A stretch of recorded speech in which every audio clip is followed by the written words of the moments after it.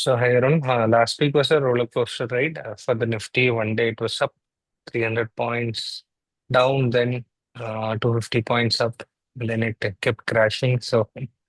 It is playing a seesaw battle. It is a musical chair right now. There is no clear direction on either side. Whereas in the US, big five companies have come up with results. Most of them are positive and optimistic, and US markets went up yesterday. So, can we look at the charts and see where are we standing? Yeah, sure. Hi, Vignesh. So let me show the Nifty first.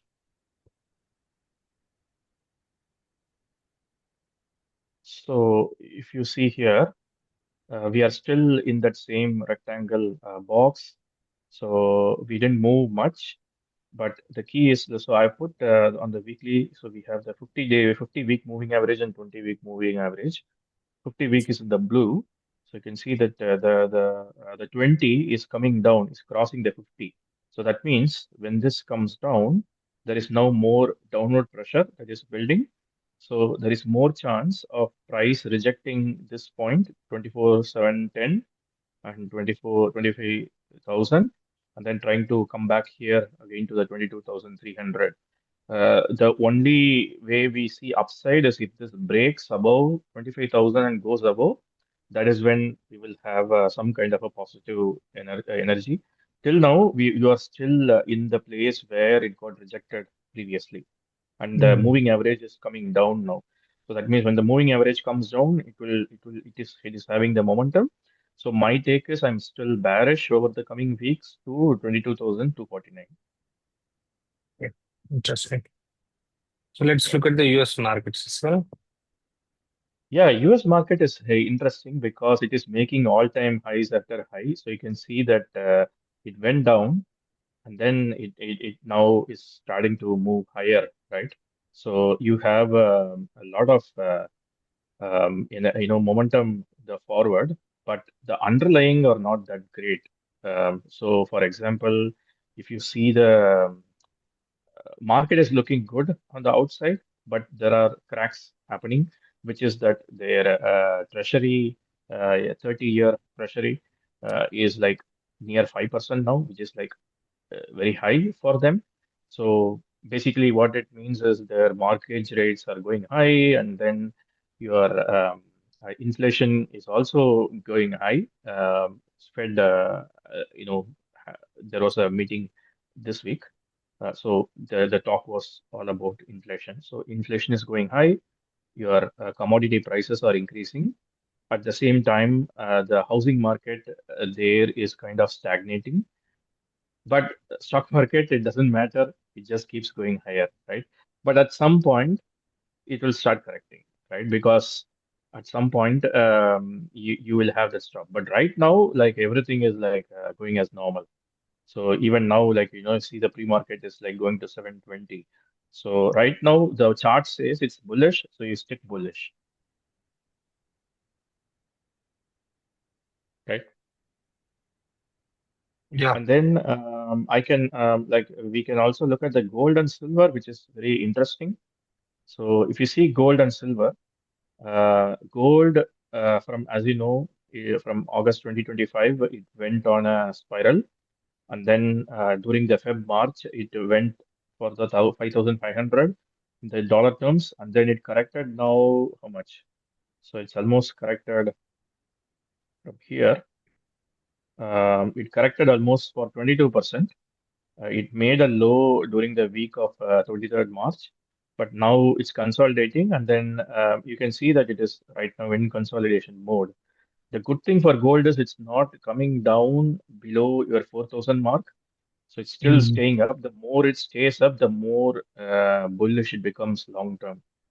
So it's a Mm. good sign if you are a gold bull, right? And in the Mm. same way, silver is also quite good. So it is actually like right from 30 to $33. It went as high as 120 for 4x. And then now it is still, you see a lot of months it is still in $73.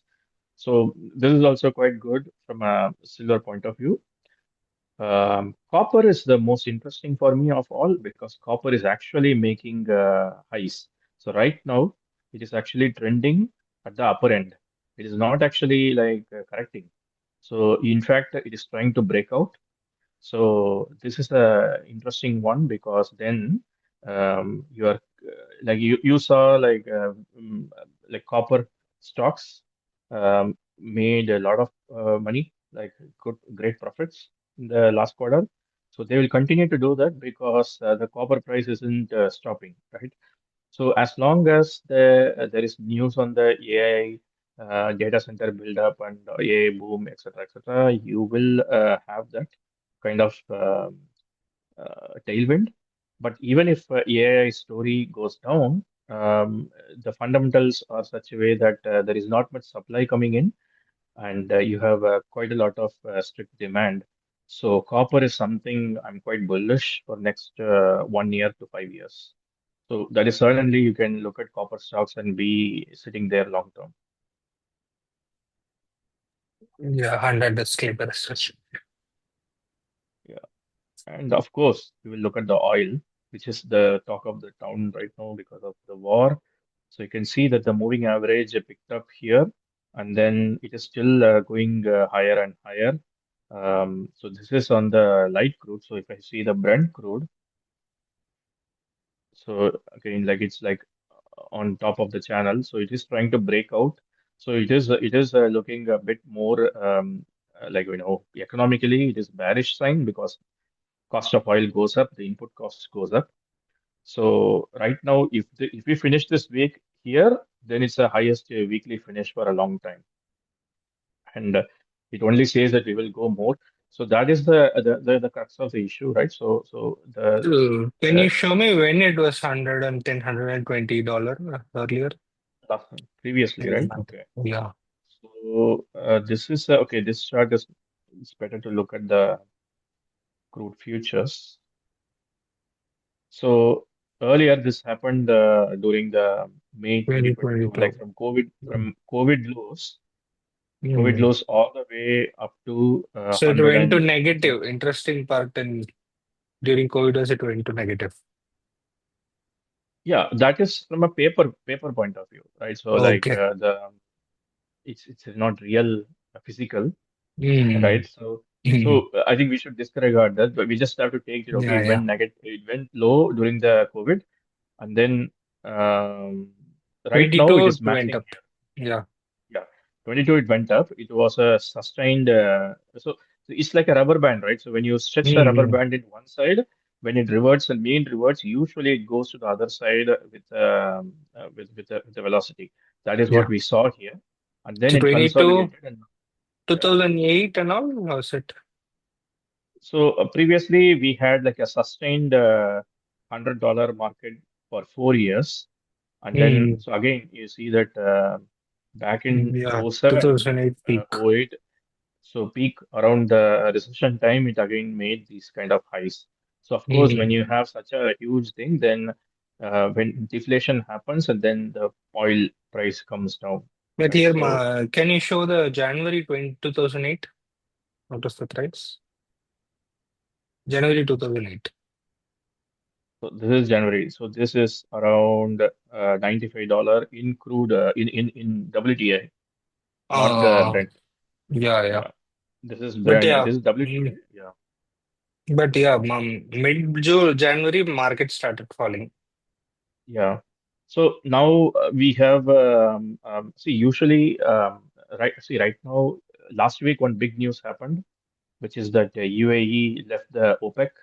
So Mm. essentially OPEC is like the oil cartel where different countries they come together and fix the oil prices like supply and demand. So well, essentially UAE came out of it, which is Mm. usually a bearish news. Mm. Which basically means that they will increase their supply to the market because UAE is Mm. suffering right now with the economic pressures, right? So they want Mm. more oil into the market, but then they Mm. can't ship it right now. That is the problem. So that is why you don't see the price reacting in the same manner because Mm. ships are not coming out, right? Ships is still locked down. Yeah. So when the situation resolves, what is Mm. going to there is going to be a glut of supply. Mm. There is a glut of supply, and then that will eventually start keeping the oil down. So that is where I'm seeing. So it's a question of when do you think the oil pressure will elevate? Which companies can ride that out? And then being But in those, that will yeah, become a bullish sign for the market, right? If oil prices slow down. If supply increases, oil prices go down, then market goes up, right? yeah, like supply increases and then the prices go down, and then that kind of helps. But now the real issue is when can the ships come out, right? So that is when we know the answer for that, we will know. But otherwise, right now, everyone is under pressure. So even there are countries who are ready to pay higher value, but still they are not getting supplies regularly, right? So supply is the real issue, the physical supply. Mm. Once that resolves, then maybe we will have. But the problem is the more, like even like the one of the projections in US is, let's say if this situation goes on for another month, by end of May, that will probably trigger a recession in, say, example in Europe or certain countries which are really dependent on these kind of energies. So, Mm. so Got yeah, it. we are in a brink of a global recession idea, in the situation right now. Got it.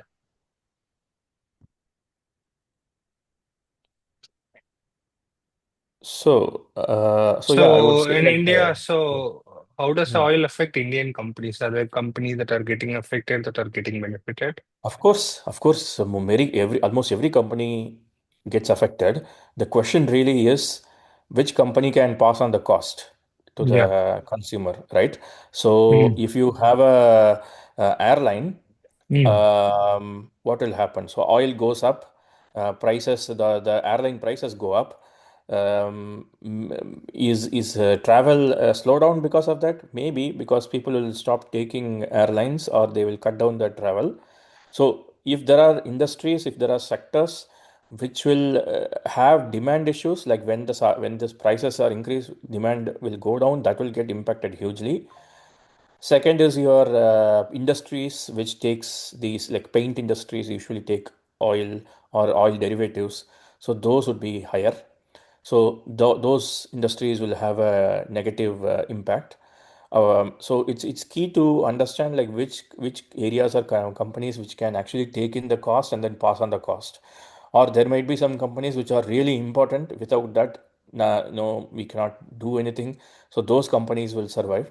So yeah, like I think refining business, refineries will do well because you have that margin of the even if the input cost goes high, you can make that spread work for you. So I would say for me personally, Reliance is even though Reliance is a big one, like you have a lot of Reliance industry has many moving parts, right? But still, for me, is the best company to hold large cap. You see that even in spite of all this, it's still like bullish. So if you just go by this 20-week average, 20 like prices above the 20 and 50-day moving average on the monthly scale, it becomes a buy around here. It became a buy in 2017. Since then, the trend is still there. The price is still above this. Every time it drops to the 50 week moving average, it gets a support, right? So, so this is like the ever bullish stock right now. So the only way it becomes bearish is if the price goes below this blue line and closes below on the monthly basis. So for now, like Reliance looks good. So you can look at those kind of oil stocks where you will have that kind of buffer to hide.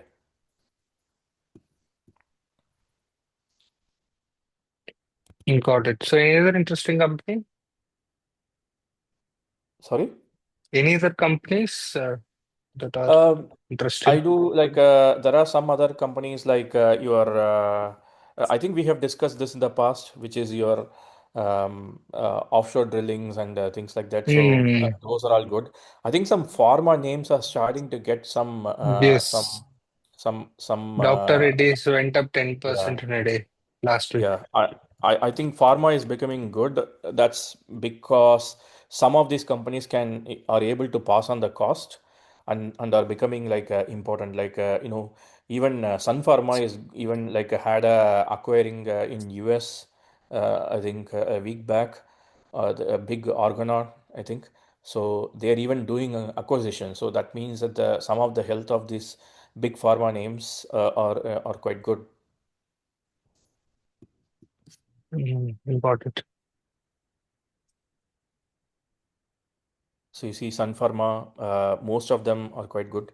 I think in the large caps, so one tip I would say is in large caps, if the fundamentals of the companies are good, you always look at this 20-day, 50-day moving average, and you kind of whenever this shift happens, when 20-day crosses above the 50-day, that that time if the company's outlook fundamentals are good, so both you look at the fundamentals and the technicals, and then you take a ride, then buy in July 2021 and then just keep on holding it until this comes down, right? So if someone is a long-term investor, this particular this way of understanding these charts would be very useful. Got it. I think we can also look at the Nifty. Nifty also would have that same thing. So the only difference is, yeah, on the monthly scale, it is looking good. The question is on an immediate situation, weekly situation, that is where it becomes bearish. So yeah.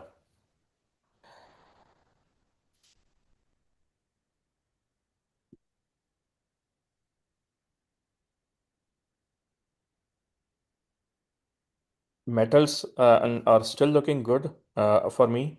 So you can, if you hold metal stocks, whether it is any kind of gold stock or like any kind of copper stocks, you can still continue to hold. It's a really nice time to be in that space. Got it.